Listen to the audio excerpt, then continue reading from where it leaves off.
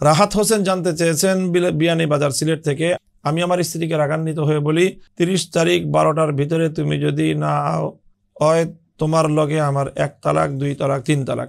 পরে আমি যখন জানতে পারলাম আমার স্ত্রী সিলেট নয় ঢাকা আছে, 30 তারিখের মধ্যে তার আসা সম্ভব নয়, তখন লজ্জিত হয়ে আমি আমার শর্ত তুলে নেই। এখন জানার বিষয় হলো শর্ত তুলে নেওয়ার পর এটা কি তালাক হয়েছে নাকি হয়নি? যদি তালাক হয়ে থাকে তাহলে বর্তমানে সংসার করতে হলে সেক্ষেত্রে করণীয় কি?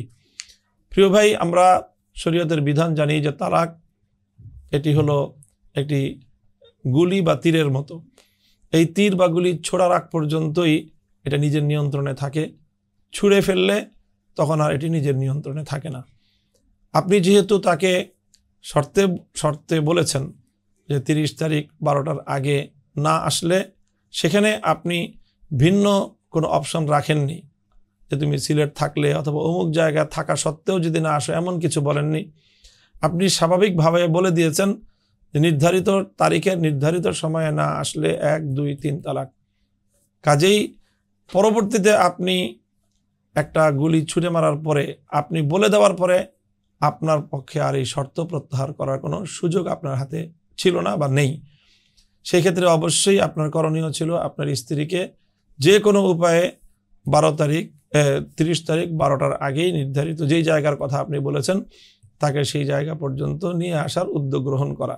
সেটি না করার কারণে সেই নির্ধারিত তারিখ এবং নির্ধারিত সময় অতিক্রান্ত হওয়ার ফলে আপনার স্ত্রীর উপর 3 তালাকে বায়েন পতিত হয়ে তিনি আপনার জন্য স্থায়ীভাবে নিষিদ্ধ এবং হারাম হয়ে গিয়েছেন।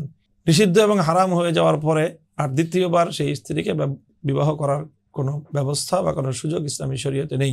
তবে হ্যাঁ, এখন যদি আপনার স্ত্রী অন্যত্র বিবাহ বন্ধনে আবদ্ধ হন এবং সেই দ্বিতীয় জায়গায় দ্বিতীয় স্বামীর সাথে তার সহবাস হয় এবং দ্বিতীয় স্বামী যদি তাকে আবার কোনো কারণে তালাক প্রদান করেন, তাহলে সেই তালাক প্রদান করার পরে তিনি ইদ্যত পালন করবেন।